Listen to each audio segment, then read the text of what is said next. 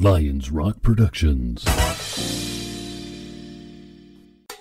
This is Jay Moore. This is Greg Cruz. This is Bryce Vine. This is Dexter from The Offspring. This is Nathan This East. is Sebastian Younger. This is Daryl. This is Stuart Copeland. This is Mick Gillette. This is Andy Summit. This is Dr. Bob Greenberg. This is Gabby Reese. This is Rob Bell. Hey, this is John Leon Guerrero. Hey, and this is Pete A. Turner.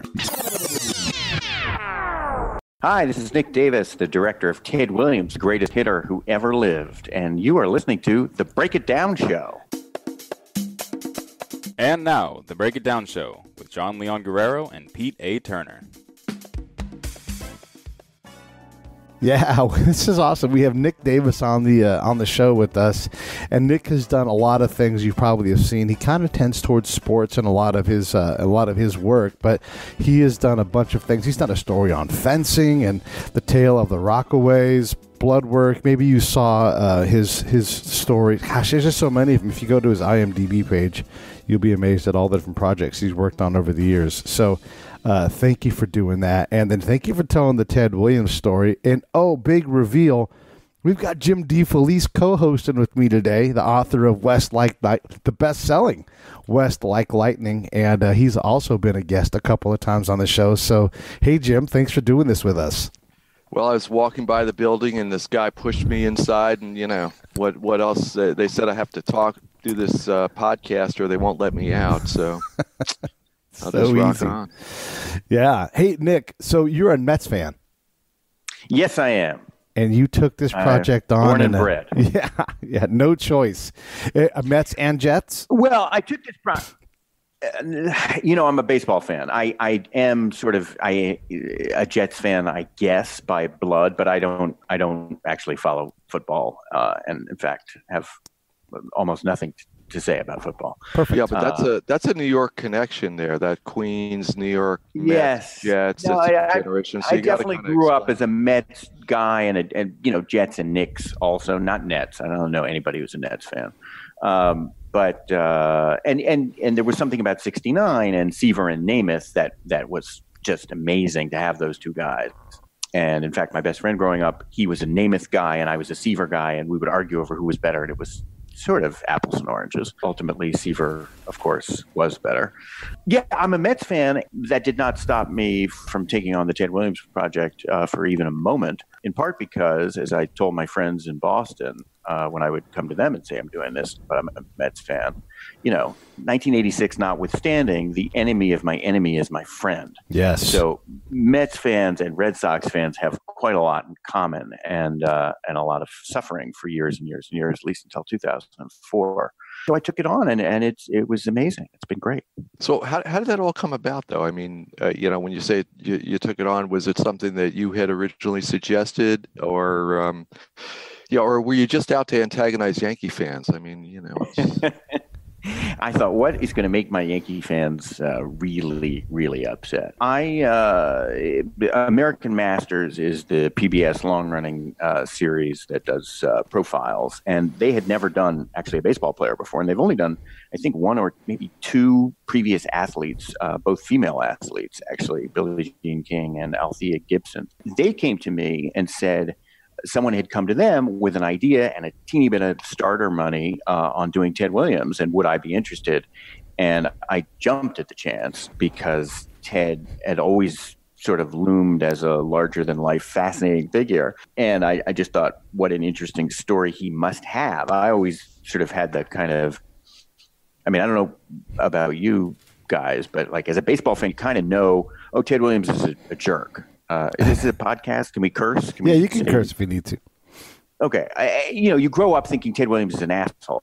And then you get an assignment like this or a film like this, and you realize but how did he become that way? And what was behind it? And did he have a heart, or was he just a total asshole? And in fact, he was much richer and more complicated a subject than I had thought going in. Yeah. And actually the film really kind of balances that, and your documentary really kind of show the evolution and that. Before we get too much further, though, we should mention that if people miss it on PBS or whatever, their local station, they could catch it. They could stream it off of. I streamed it off of Amazon, and I'm sure there's a bunch of other. Stream it from Amazon or iTunes. PBS actually is still, I think, for the next few days, you can stream it on PBS for free. Mm-hmm. They extended it because Ted's birthday was August 30th. He would have been 100, but yeah, you can get it. And he'd still be hitting. He would still have been hitting. He would still be hitting. Yes, indeed. He was a fascinating guy and clearly an amazing hitter. Yeah, he was singular in his focus, too. And I guess we love our heroes to be great. You know, someone like, I don't know, Elon Musk comes to mind right now, where he just absolutely outworks even the peak peer. He's just going to do more. So you think of like Stan Musial is considered to be a nice guy, a sweetheart of a guy, but he's and clearly one of the greatest hitters to ever walk the earth, but not the greatest, because there is a sacrifice when you kick everybody else off the tippity top of the tip of the mountain, and being an asshole is often one of those sacrifices, don't you think?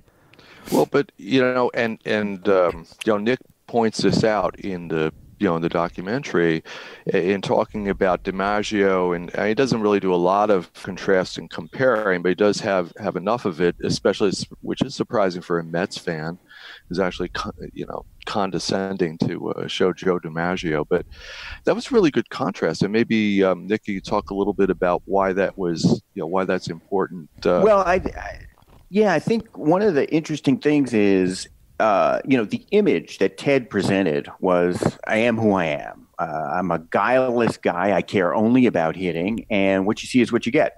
And Joe, on the other hand, really did present an image that wasn't really entirely honest. He cared so much about his image. He groomed his image so meticulously. As his sister-in-law says in the film, he ironed his underwear. I mean, this is a guy who cared passionately about what other people thought of him. Ted was like, what you see is what you get. And what I would tell people is like, look, they were both assholes, but Joe pretended he wasn't an asshole. Right. And Ted knew he was and was like, hey, what are you going to do?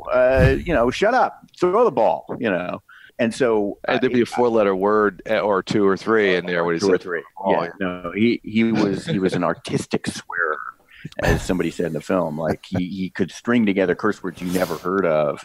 And one of my favorites that actually didn't make it into the film, but I think I'd like to start using it around the house, is "you syphilitic son of a bitch." That's good. Say that a lot. Nice. Yeah, I think that's pretty good. But so I think to very descriptive, though. Yeah, it is. Yeah. To your DiMaggio point, I feel like they were both really driven guys. And obviously I would think Musial would have been too, but maybe it was because he was from St. Louis or played in St. Louis, he didn't get the attention. And I think he was a simpler individual. It's interesting that he was the man and Ted was the kid. Ted never grew up, and he loved that he never grew up. He was guileless. He was like a 2-year-old. Yeah, and you talk about some of his outbursts in the film, which seemed to continue. Although maybe did he mellow at the very end there, or is that just kind of more packaging or family or what? No, he definitely mellowed. Although he, even in the final thing we hear before he dies, his daughter Claudia Williams, who gave us a wonderful interview, talked about how he would scream and yell and pound his fists, and they didn't care because they knew that was just who he was and that he loved them. But he did mellow, and I think he was able to see late in life that he hadn't been, putting it mildly, he hadn't been the best father, he hadn't been the best husband, and he tried to devote himself more and more to his kids towards the end of his life, and I think that was a loving act. He was so incredible at hitting. And then you continue to go down the resume, and he's a Hall of Fame, several times Fisher. And I had a guy on the show the other day. He's a pilot out of San Diego, and I'm like, "Who's the best pilot out of San Diego?" And he takes the bait and says Charles Lindbergh, and I'm like, "What about Ted Williams?" And he's like, "What are you talking about?" That's how incredible Ted Williams is, though. So talk a little bit about the history of the fighter pilot. Oh, it's incredible. I mean, he, barely had a high school education, but he was in such a good pilot during World War II when, Ted famously lost nearly 5 years of his career to two wars. Nearly everybody went to World War II, but very few baseball players went to Korea. But he fought in Korea. But in World War II, when he first signed up, he decided, all right, I want to be a pilot. And he became such a good pilot that they made him an instructor of other pilots at Pensacola. And he didn't see any action in the war, in World War II, but he did see action in Korea. And no less an expert than John Glenn said he was one of the finest pilots he'd ever seen. He flew as John Glenn's wingman a bunch of times. John Glenn flew as his wingman a bunch of times. He was an incredible pilot. And actually, sports writers of the time said he was 39-0 in Korea. He flew 39 without losing, although he had one very close call. So maybe he was 38-0-1 was shot down. He lost. That's a really good point about his career. I mean, he loses those roughly 5 years or 5 seasons rather. If he plays that whole time, where do you think he? It begs the question: where does he stand in baseball's greatest?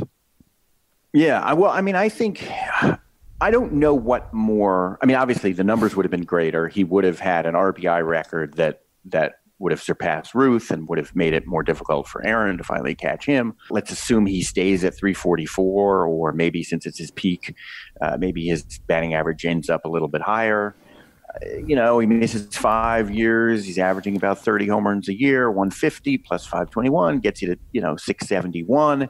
If he's that close, maybe he hangs around a little bit longer and tries to reach Ruth. Although he didn't care that much about numbers like that.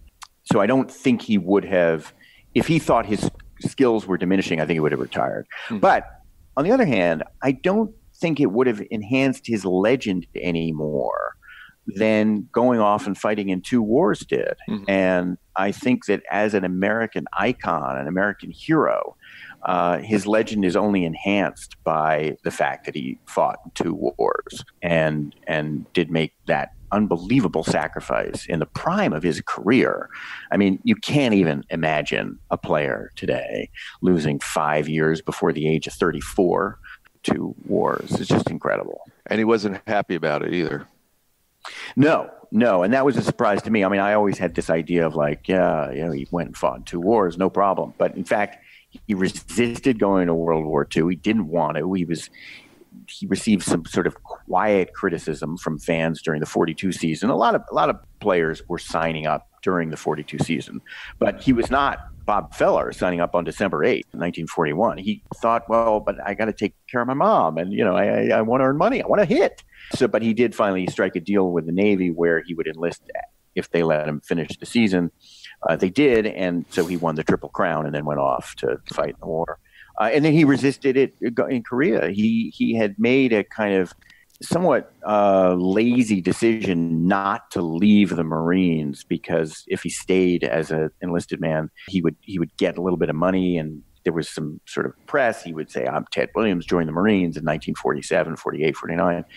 So he stayed in the Marines, and therefore he was called up. He was in the active reserves, and he was called up during the war, and he really did not want to go, and he called a number of politicians and got John Kennedy to try and speak on his behalf. And ultimately he fought it, but lost, and went off to Korea, not too happily, but again, served with unbelievable distinction. But it sort of stuck in his craw for the rest of his career. He would sort of moan and groan about how he didn't think that was fair. And, he got screwed and all this. He also might have hurt that elbow even worse, though, right? Like back then, the medical care wasn't what it is now. Heck, who knows what would have happened if he would have had those 5 years?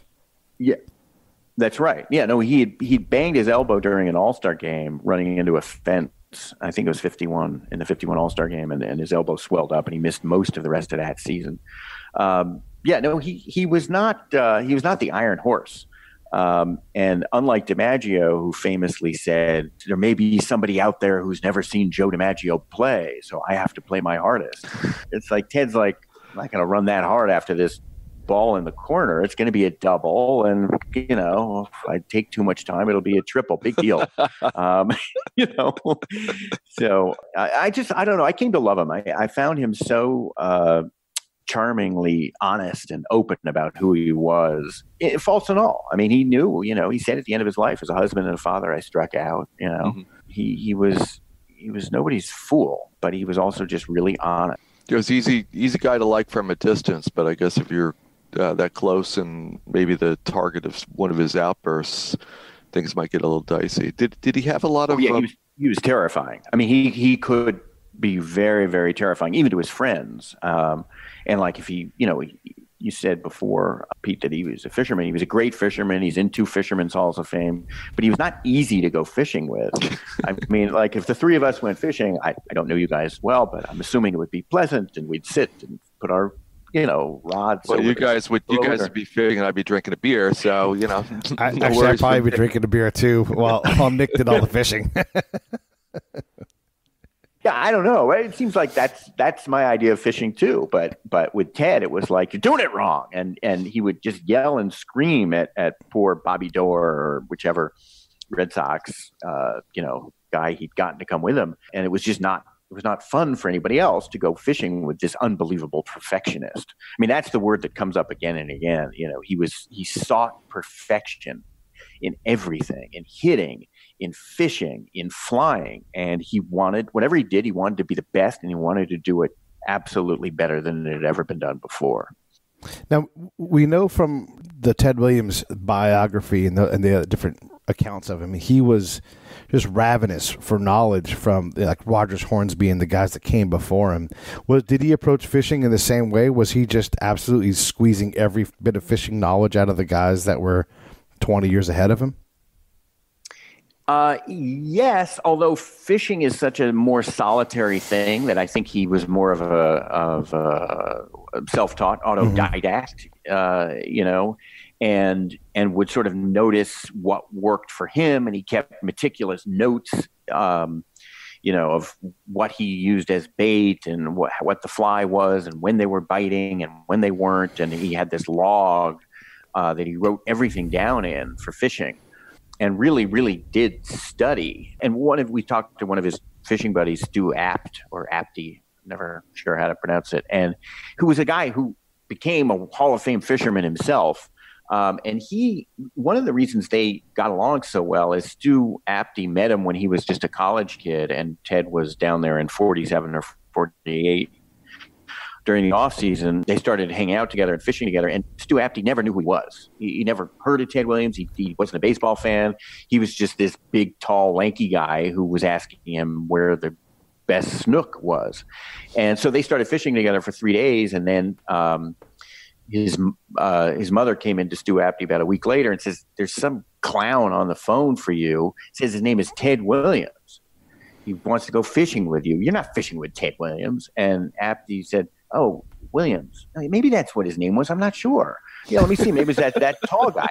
He had no idea who he was. And they could become friends that way, you know, because Ted trusted him, that he didn't, you know, want something from him. But getting back to your question, I think he taught himself how to fish, whereas he really learned from Rogers Hornsby and Lefty O'Doul and you know, others how to hit. Yeah, it looked to me like just, you know, from the documentary, that he studied the game really in a way before video. Right now, you know, there's a lot of video available. You have all sorts of statistics, and you can really, you know, kind of zoom in on the pitchers and stuff. But he was doing the same thing, you know, a couple of generations before anyone else. And a lot of it seemed like his own memory. And, you know, in addition to the logs he must have been keeping. Yeah, you know, it was all memory. I didn't hear about him writing down stuff, but I know there's a story that also did make the film of Costas saying, "Oh yeah, you know, the first game I ever went to when Bob Costas finally met Ted Williams." He said, "I remember I you know, my first game was like 1958 at Yankee Stadium, and you were there, and I think you struck out."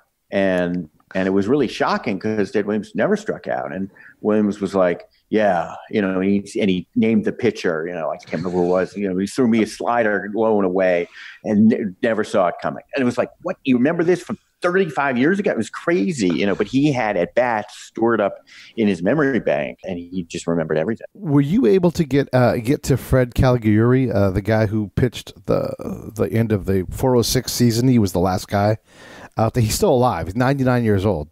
Were you able to grab him for the movie at all? Wow, Pete, I sit before you chagrined. We did not even attempt to get Pete Calgary. I could answer you in a Joe DiMaggio-like way and said he was unavailable. Right. Or I could say, as Ted would say, fuck, we totally forgot. Didn't even check. Well, hell, I want to hire Pete as my researcher. I got some stuff for him to dig up. I always need money. Yeah, that's good. I no, God, I didn't even know that guy still walked the earth. I don't think he was the starting pitcher in Game 1. Was he? No, I think he's Game 2. I think he was the guy up there, okay. And he didn't. I don't think he pitched the whole game, but yeah, he's and he's still around. He's the oldest living major leaguer. Yeah. Wow.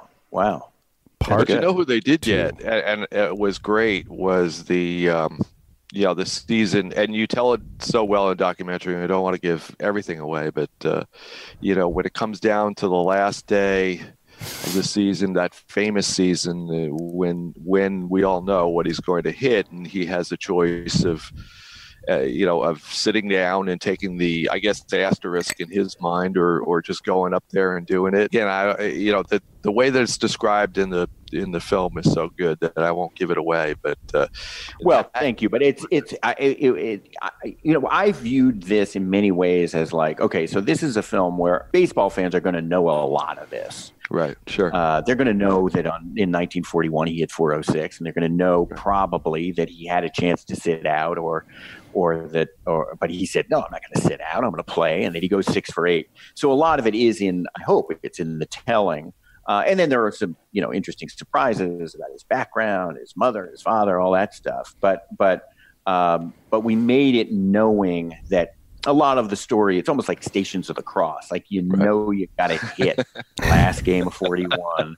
Okay, the last game of his career in 1960. What's he going to do? We know what he's going to do, but how are we going to tell it?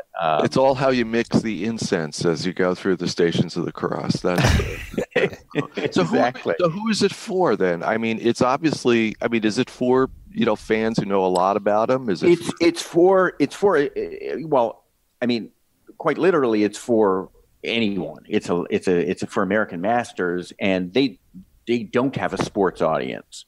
So and by the way, it had a fantastic rating. It did more than double their normal ratings, I think, because their normal viewers watched it and seemed to love it. I mean, a lot of we had some private screenings and stuff, and non-baseball fans, I always asked afterwards, like, who's a baseball fan, who wasn't? And a lot of non-baseball fans came and loved it and got a lot out of it because he is such an interesting character. But the baseball fans responded to it as well, and that mattered deeply to me because I am a baseball fan. I didn't want it to feel like, oh, this again. And so that's why, that was sort of the challenge, was to make it for the baseball fan and the non-fan. I think we succeeded. If the ratings and reviews are any indication, I think we did a good job. Let's test it a little bit. Hey, Jim, you're a Yankees guy, so when you watch this movie, I'm the token Yankee fan here. No, but I mean, you're not watching it from the point of view of like, I'm a rabid Red Sox person. You're watching it from someone who's an admirer and love of baseball player. And actually, we're reading Rob Neyer's book right now, and he talks about Ted Williams and that's how ubiquitous Ted Williams is. What are your thoughts on how the movie goes in terms of, through a Yankees fan's lens? How is it consumable for you? Well, I thought it was great in that it's not just, and I think it's for more than a baseball fan, and because Nick and his team, because it takes an entire team to do a documentary. It really does, and I have to say, I mean, we had a lot of really amazing people worked on it, and we also got really lucky in a couple of ways that I'll tell you about later. I want to hear the luck, but because it does show the whole guy. It also shows a lot of what in a lot of ways that what he had to sacrifice, or at least the parts of himself that when I first came to it, I thought those were parts of himself that he cut off because he was just so focused. But then, in the finding out more about his biography, his early childhood and what happens with his brother, then it all kind of falls into place, and it made me admire the discipline, even more. Obviously, as a Yankee fan, you hear about it's the dichotomy of DiMaggio and Williams, and you always respect, you may hate the present Boston team no matter what, if you're a Yankee fan, but on the other hand, the Boston Red Sox are the only team that's really kind of worthy of such emotions from the Yankees, at least outside of the World Series. Therefore, everybody on the Boston must be great and fantastic, much more elevated. And of course, at the pinnacle, would be Ted Williams, and and a little bit below him, people like Big Poppy. Excuse me. Yes, Big Poppy, who had a hand. His production company was somehow. You guys were hooked in there or something? Yeah. So we made this in partnership with Major League Baseball, and just sort of a little. Pardon the pun, inside baseball.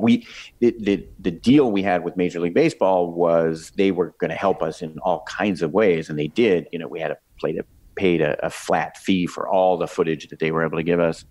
They were able to coordinate and get us to guys like Wade Boggs and Willie McCovey and Jim Cott and Joey Votto, but not Fred Caligari. Not Fred. No. Damn you, Fred Caligari. If only we'd gotten Fred Caligari. I'm expecting Pete to bring him out of his closet any minute now. So here he is. And the sequel will be the Fred Caligari story. But midway through, as we were raising money, they said, hey, Big Poppy has a production company. David Ortiz has a production company called Big Poppy Productions, and they're interested in doing this. In getting into sort of more high-end programming, why don't you sit down with them and see if they'd be interested? And they did. And really what we used them for, or what they were great for, was promoting the show, publicizing it, helping us raise the money. And then, Big Poppy sent out a tweet that, was seen by more people than, 40,000 of my tweets would have been. That was what they contributed. And it was great. I mean, it was really fun to have them on board. Interestingly, Big Poppy is skeptical. There's the famous legend in Fenway. There's a red seat out there in the right field bleachers, which is 502 feet from home plate, and allegedly denotes where Williams hit a home run in, I think, August of 46. And Poppy says that he and Manny used to take shots at that during batting practice, and they could never do it. And they never believed that actually Williams had ever done it. And even after making this film, Poppy is like, I still don't think he could have done it. Well, what do you think? Could he have done it? Did he do it? Yeah, I do think he could. Oh, yeah. There was a lot of hesitation in the back of his mind. Well, okay, the hesitation had more to do with the fact that the film. When I say no, no, I think the hesitation had to do with the fact that actually the seat is not where the seat actually was, and they've shifted it around. But yes, I think he could have hit a ball 502 feet. Conforto just hit a ball 472 feet. If Michael Conforto could hit one 472 feet. Well, it's a juice ball now, though, right? Well, maybe. I don't know. That's the theory. Different launch angle. How much launch angle? Well, Ted Williams' launch angle, and you can see in you guys didn't go into that level of analysis, but you can see that he had a great launch angle then. That's one of the things he's doing. He knew. Well, that's one of the interesting things is that all that stuff, all the analytics, both launch angle down to the minutia of what your swing is like, to just the sheer a walk's as good as a hit, which is what I was taught growing up. All the analytics and the OPS and slugging and plus on base percentage, that was Williams' game long before it was orthodox. And in fact, he took a lot of heat because Red Sox fans were like, so it's a couple of inches off the plate, swing at it. and Williams refused to because he knew he'd get in bad habits if he did that. And a lot of Yankee fans, when we were doing the press for this, Yankee announcers would say, like, well, DiMaggio would swing. Like, yeah. And then he would get in a bad habit. And DiMaggio didn't end up with a 344 lifetime average. And DiMaggio did, supporters like DiMaggio himself would say, look at the rings. How many rings? Which is what he rests your case. All right. But DiMaggio had Berra and that's a stacked team, and Williams really didn't. No, absolutely. And Williams, depending obviously on the year, but most teams for Boston, they could pitch around Williams if they wanted. Did they do that a lot, or? Yeah, they pitched around him a lot. I mean, he was always leading the league in walks and intentional walks. He refused to. He was stubborn. He was stubborn and hard-headed, and he was not gonna swing at a pitch outside the strike zone any more than he would, try and hit it to left field, which he did do a few times to beat the shift. Right. And there was a Ted Williams shift. Where we think of shift, it's recent, but the truth is that teams have always shifted against them. Well, it started with Williams. Lou Boudreau, the player manager of the Indians, put it on for the first time in the 46th season, I think, or maybe 48. But no, because the Cardinals did it in the series too. So it was 46. And Williams just a couple of times he'd slap the ball to left field, but he just didn't feel comfortable doing that. And he thought, well, I'll hit it through them or over them. He probably lost a few points on his batting average because of that. Not as many as Red Sox fans would have you believe, but he was a stubborn guy. He also, I guess maybe this goes towards Jim a little bit too. He also was a successful author. I mean, his autobiography still sells for $20 on Amazon. There's a couple of guys in history who wrote the book. Arnold Schwarzenegger wrote the book for working out and bodybuilding. The Red Baron wrote the book for fighter pilots. Sun Tzu wrote the book for war. And Ted Williams wrote the book for hitting. I mean, if you don't have a command of that literature, you cannot proclaim to be an expert in that. Jim, what's wrong? How come you haven't written that book yet? Because I can't hit a curveball. You can tell me where it's going. I can stand up there all day, know exactly where it's going to break, where it's going to end up, and darn if I miss it every single time. Every single time. Fastballs I'm okay with, but curveballs. You can hit a fastball? You think you can still hit a fastball? We were at a pitching range with one of those machines, allegedly throwing 90 miles an hour, which I'm sure it was probably about 50. But I was whacking them. But no kidding, you can underhand the curveball to me, I will miss it. I could swing 25 times at it and still miss it. But what does it say for his ability as an author to write a book that's so seminal for a particular skill? I mean, it's incredible. Well, it is incredible. Yeah. It's incredible. And it's funny. I always sort of forget that is like, he had these three things: hitting. This episode of the Break It Down Show is brought to you by Lions Rock Productions. That's us. We publish, evaluate, and develop podcasts just like this one, consult others to build their own, and create associated content and content marketing strategies. So if you're launching or expanding your social media presence, your business or your personal brand, or if you just want to take your media presence to the next level, reach out to us on Twitter at P. Turner or at JohnLG69 at the Break It Down Show. There's 1,000 ways to get a hold of us. Now enjoy the show.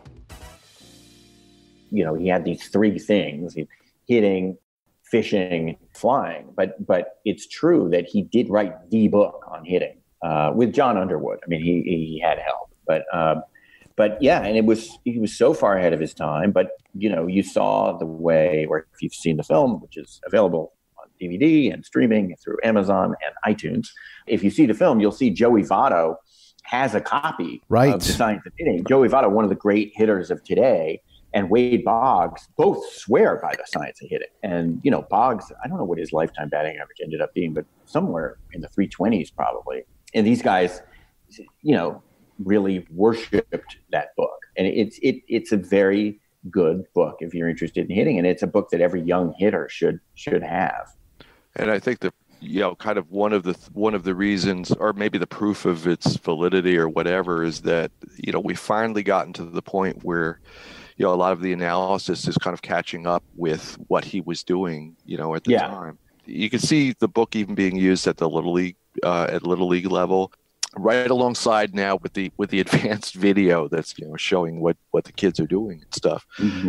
But maybe because it's such an obsessive study of success in terms of hitting. Maybe that's Pete, to answer your question, why it's still so valuable. And he was really good. I mean, if you're going to follow the lead of somebody, he's one of the few people who's truly elite who wrote the book about that. I mean, Babe Ruth wrote a book and, it's more autobiographical, but if you want to get on base, there's never been a player more successful at getting on base.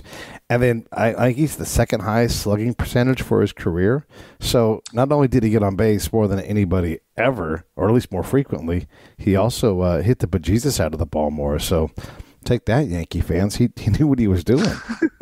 Yes. Well, it's funny. Boggs said he was the greatest hitter who ever lived. And Votto said it's him and Babe Ruth. You can't really make a distinction. You gotta include Babe Ruth in that conversation. And it was important to me. The title of the film is Ted Williams, quote, the greatest hitter who ever lived. It's not Ted Williams, greatest hitter who ever lived. The film is not saying he was the greatest hitter who ever lived. The film is saying that is what drove him to be known as the greatest hitter who ever lived. I mean, he famously said that's all he wanted out of life, is to walk down the street and have people say, there goes the greatest hitter who ever lived. But a lot of us have those kinds of dreams, and how many come as close to Ted at actually accomplishing? Could we say that Babe Ruth, though, if we're going to give Ted Williams credit for his nearly 5 years of service to the country, couldn't we also give Babe Ruth credit for his 5 years, ish, as a pitcher? That he didn't. And in the dead ball era when no one was hitting more than 9 home runs, yes, right. I think that's guys. Let's I love Ted Williams, and I have to say the film shows how distinguished and how great a player he was, and the hitter and whatever. But Babe Ruth is Babe Ruth, and you guys just embarrass yourselves when you talk about that. No. I think Pete's point is that you're going to give Ted the extra home runs. You got to give Babe some credit to extra home runs too. This is why my wife would get furious at me. She was like, "Why are you making such a big deal about these quotation marks?" I was like, "Honey, he wasn't the greatest hitter who ever lived. I'm not willing to say that."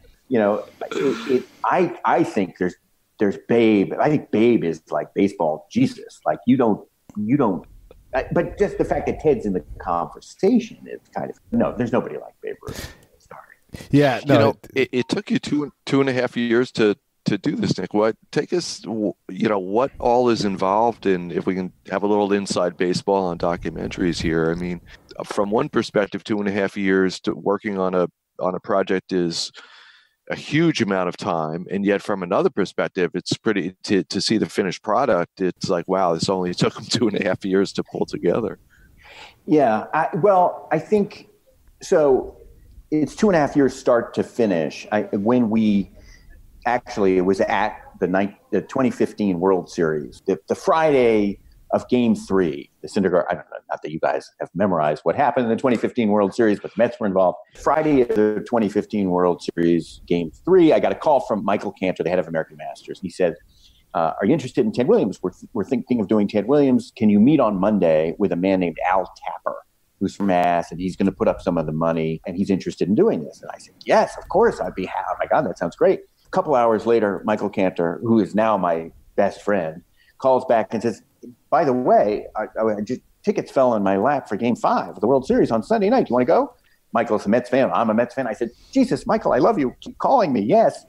So we go to Game 5 of the 2015 World Series, which is, as you may recall or may not recall, for 2 hours and 22 minutes, the greatest game ever played. Matt Harvey mowing them down. We're up 2-0. Should have gotten more runs. Cespedes' selfishness came out, didn't take himself out of the game. Foul ball off his knee, whatever. We could have added to our lead. Then Harvey somehow berated Terry Collins into allowing him to come out in the ninth inning. Anyway, long story short. You mean Terry Collins didn't do his job as manager and take him out when he should have taken him out? When he wanted to take him out. Terry Collins proving that he was as weak-willed as we always thought he was. The Mets lose the game in the series. Michael and I, very devastated and hoarse, meet Al Tapper the next day.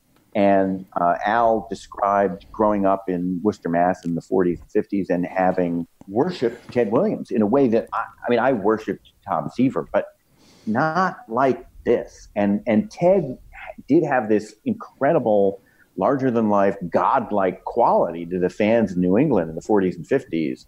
I thought, okay, this guy is more interesting than I ever thought before. I would love to make this film. So that was November of 2015. For about a year or so, we shot 4 interviews, including Jack Fisher, the man who gave up the final home run, Ben Bradley, who is the brilliant biographer of Ted, Claudia Williams, and Bob Costas, and did those 4 interviews while we were raising money. And then once we had all the money, it was about April of 2017. And then we went into full-scale production, did the rest of the interviews, gathered all the material, and started the edit. And edited through, for about 22, 24 weeks, which is a good amount of time. But it, it's not 2.5 years. So in some ways it took 2.5 years, but the real making of the thing was 22 or 24 weeks. And then I mentioned luck. This crazy thing happened, right? When you finish a film, you what's called lock picture.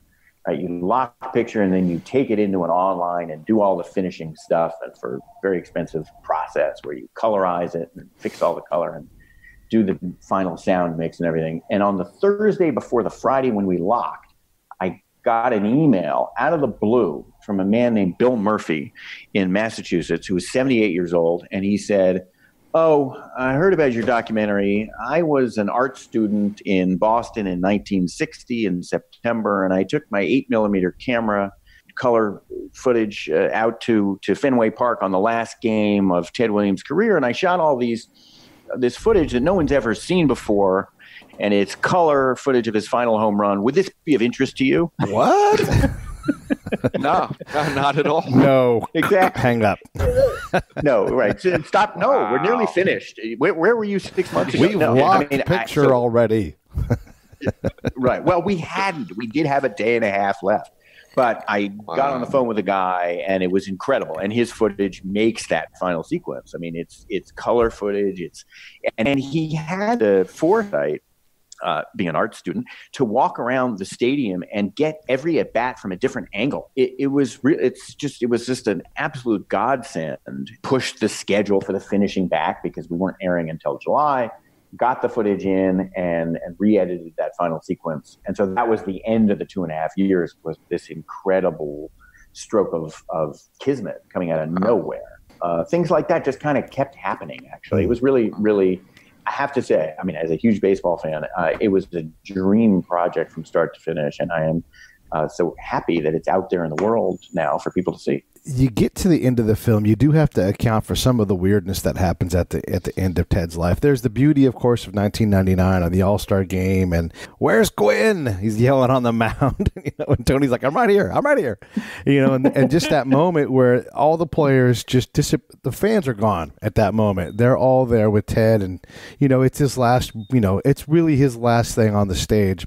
But then there's also, John Henry, and a lot of folks are hard on John Henry. But look, someone's going to do that for Ted. It may as well be his kid. And whether or not John Henry takes advantage or not, I don't know that Ted cares that much. And the other thing I wanted to ask about is the tragedy. You didn't really get into it too much, but the tragedy that John Henry dies so fast after his pop. It's just such a crazy thing where, he's trying to be a minor leaguer. And then literally he gets the kind of cancer where the doctor's like, "Hey, you're dead, by the way. You got days to live." Yeah. So talk a little bit about how you negotiate all that craziness. Well, I would not want to be Ted Williams' son. I wouldn't wish that on anybody. I think it would have been incredibly hard. Obviously it's hard to be the offspring of someone hugely successful regardless, but especially someone with this kind of titanic a temper, weirdness and weird temperament. I think that John Henry, so he had it from a certain perspective. It was kind of tough. Another perspective, come on, he's Ted Williams' son. How hard can life be? But, carving out something to do for himself and with his own life, I think was always a problem for him. And he hit upon the memorabilia business as a way to make money for him and his dad. And then did try, and the Red Sox were gracious enough to let him play in the minors for a little bit. And it's very sad what happened to John Henry. He died about a year and a half after his dad. But, and I don't know whether you mentioned it, but you dropped out a little bit, but the cryonics affair was definitely, it's a touchy subject, in part because the family knew about it. But to the fans, it's like, oh no, Ted Williams is dead. And wait, what? His body is put on ice and he's flown to Arizona? What is going on? And it was such a sort of scandal and a shocking way for his life to end that a lot of his friends and fans were just sort of outraged at the family. But two things. One, we only have an hour to tell the story of the man's life. And I was interested really in the man's life and who he was as a person. I wasn't interested in the scandal, or I didn't have time to be interested in the scandal of what happened to him after he died. Fascinating and could make its own film. But that wasn't the film I was going to make. And I also knew that approaching it this way was the only chance I had of getting Claudia Williams to consent to an interview, was going to her and saying, I'm not interested, whether he signed the piece of paper, didn't sign the piece of paper, all this stuff about the cryonics. Like, I just want to know who he was. I want to be able to tell your dad's story for who he really was as a person. And once she understood that, she was like, well, then let's come on down and let's talk. And we had a wonderful interview with her. And she was, I think she's magnificent in the film, is so emotional and accessible. And also kind of, you get a sense from just listening to her what he was like. Mm-hmm. You feel him in her in a really cool way.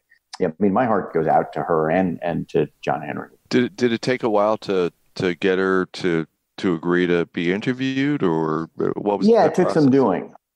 Well, the process was getting Ben Bradley on board, and then Ben was wonderful, and it hadn't ended so well for Ben and her. Although I think he's very fair to Ted in his book, more than fair. I think he's loving and appreciative of Ted and all his complexity. It may just been the sheer fact that he spent so much time on the cryonics because it was more recent, than our film, and so Claudia just didn't like that, and Ben was very helpful and said, don't go to Claudia first, go to her husband and talk to her husband.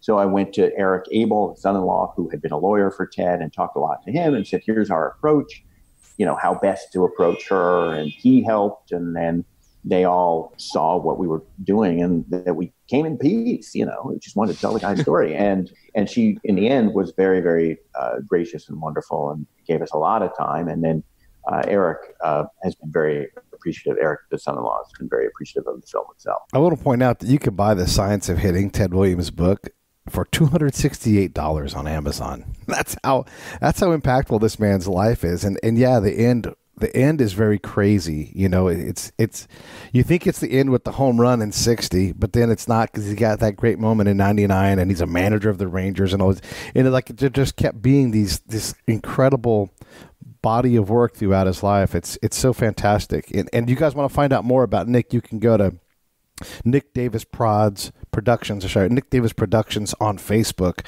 You can also hit me up and we'll get you over to him. But the movie is fantastic, and it's not the only movie you've done. I would love to talk about Blood, Sweat, and Gears, but we'll run out of time on that one. But what is next for you? Well, it's too early. I'm sorry to say I haven't signed anything yet, but I've got some very exciting things that I'm working on. Very hopeful of doing something maybe not quite as joyful as Ted Williams was, but it was close. And then we'll come back and I'll talk to you again, Pete. This has been so fun to talk to both of you. Yeah. Thank you. And also make sure you guys check out best-selling author Jim DeFelice's latest book, West Like Lightning. I've read it cover to cover, fast, and it's incredible. You guys will love his book as well because Jim is good at what he does. And how much is that going to cost me now? Nothing. I do it because I genuinely love the book. Come on. You know what? Everybody give me 5 I want to stars. go get that book. And then I want Jim to go to also, in addition to my Facebook page, I think that my actual website, nickdavisproductions.com, There you go. might be an easier place. And I should have said that rather than the Facebook thing. I'm sorry. That's all right.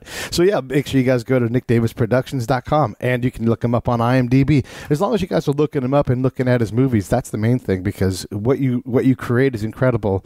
Anything else you want to cover before we wrap this thing? Well, okay, one other question for you guys. Yeah. There were sort of, I had mentioned luck before. We shot some slow motion recreations of Ted hitting during the film. And those have not come up in our conversation. And I wanted to ask you guys, as I asked audiences sometimes when it wouldn't come up in the Q&A, whether or not people noticed those, they didn't think about them, or was it all so integrated that they didn't even know there were recreations shot? I thought that I thought they were integrated pretty well. I don't know whether that was, and I didn't really think about whether it was an ethical issue with documentarians or that sort of thing. I was so engrossed. To be honest, I was so engrossed in the movie, and the way I was taking the movie was more as, this is for a general audience. If you are a real baseball fan, it's great because it reminds you of things that you didn't know, as well as augmenting those things. So I didn't, to be honest, I wasn't thinking about, That's great. That is, I have to say that's an answer I'd love to hear. I'm also happy to hear, oh yeah, there was too much of that or whatever. Yeah. But one of the things that I thought as we were making it was going to be more of an issue was, well, who'd you get to swing the bat? and nobody seemed to ask or care about it. Hey, who'd you get to swing the bat? Well, I'll tell you. For a long time, we weren't permitted to talk about it because the concern on the part of the team was you don't want to saddle somebody with this idea that they think they're Ted Williams. But it was a kid in the Houston Astros organization named Kyle Tucker who had an incredible minor league season this year. And I have a feeling he's going to be their starting left fielder or right fielder next year. And he also grew up reading the science of hitting. And he's got a sweet swing. He's got a sweet swing. And I think he hit like a game-winning home run to send them into the minor league World Series just a week or two ago. His mom has kept up with me, and he's had an incredible. And what's interesting, so we weren't allowed to say who it was, and then he goes to spring training for his first time this year with the Astros on their 40-man roster, and because of his swing, the players on the Astros started calling him Ted. Nice. And put as his nameplate in his locker room, put Ted. And at that point, the Astros said, "Oh hell, you can talk about it." And so I was prepared to talk about it. Nobody ever asked me, and so how'd you find him? How'd you get hooked up with him? That was one of the great benefits of being hooked up with Major League Baseball. Is I went to them and said, my first thought was Corey Seager. I always thought Corey Seager is a sweet swing for the Dodgers, and then you watch Corey Seager. A Mets fan naming a Dodger. Oh, that's. Well, I'd also thought briefly of Daniel Murphy, but then when you watch this guy's swing, you realize that doesn't look like Ted Williams at all. No, it doesn't. It really doesn't. But I just love wondering, what did those old time ball players? What was it really like to be with them? And I thought Seager, but anyway, not at all. And so Major League Baseball said, we're going to canvass our scouts and talk to you. We'll get back to you. And they came back and said, take a look at this high school kid. And it was pretty sweet. Cool. We have, from my hometown, we have a baseball player. He's just at the major league level, kind of right in between AAA and the major leagues. His name's Willie Calhoun. He plays for the Rangers. And that kid is so good in the minors. He was goofing around, at the high minors going, I'm going to hit a home run in my Babe Ruth imitation swing. And did. So really? Yeah, totally true. There's even video Willie of it. Calhoun? Willie Calhoun. And he could never have been the Ted Williams guy because live, tall, and white is the opposite of what Willie Calhoun is. But he is a hell of a ball player. And it's neat to hear it. Oh, I was going to give you my answer to your swing question. So when I do, especially when I do research, I'll probably have a couple different devices in front of me, so I'm watching and everything else. And I remember seeing the slow-mo stuff, and here's where I went. I thought, oh, man, the video is so different now compared to what it was back in Ted's era where they would do that hero shot, with them swinging overhead, what I'm talking about. And I'm like, I wonder, and I always get lost in those things. Like, what was the one from the 60s and what's it going to be 20 years from now when they, when they, remember when they used to have the shot just outside of the batter's box and you're like, how did they get that shot? And like, there's just a dude sitting there with the camera and you're like, what a dangerous place to be. When you see those pictures and the old photographers are there, they're like between the on deck circle and the home crazy. Plate. What a crazy! Yeah. I mean, God, I wouldn't do that. What is the name of the old guy who's 99 years old? I want to write this down too. Caligari, and I'm saying Caligari as best I can. And let me. Fine. Okay, and I think it's Ted or something. Not Ted. It's not Ted. It's not. It's I'll tell you what it is. He's going to be in Nick's next documentary. I'm waiting for the Seaver film because that obviously you're obviously the guy that has to do that. And well, unfortunately, they are proceeding with the Seaver film without me. Pete, we got to take care of that. Yeah, I know. I've told them. I said I'm happy to help. I'll lay cable. I'll do whatever you want. I'll get someone's coffee. They probably have some Minnesota guy, No, they got a New Yorker. It's Ed Burns. Okay. What's in good hands? Then? New Yorker in a long time. So. Fred Caligiuri. There's a whole lot of I's. Yeah. All right. Good. It's Giuri at the end, and he definitely is still alive. So, that's funny. I didn't mean to put you on the spot with that, but it is interesting, and he is a relevant guy in that story since he was around. No, totally. It's great. I mean, we had a limited number of interviews. Sure. There's only so many people you can interview. But how long did you talk to Ted's daughter for, and how much did you use? We used a lot, and I think I don't even remember. Probably 3 hours. Okay. 3 or 4 hours. But we used a lot of it, and she was great. I spent a whole day with her basically. That's fantastic. Hey man, thank you so much for coming on. Open mic anytime you want to come on. Heck, if you got someone you want to bring on as a co-host, I'm glad to do that with you too. Like Jim and I just did. Yeah, so the point is to tell these stories, and heck, we just covered an hour easy without even trying hard. So. Thank you so much for coming. And thank you, Jim, for doing this with me. It's a lot of fun. Thanks. It was really fun. It was great to talk to you both. Have a pleasant morning, afternoon, wherever you are.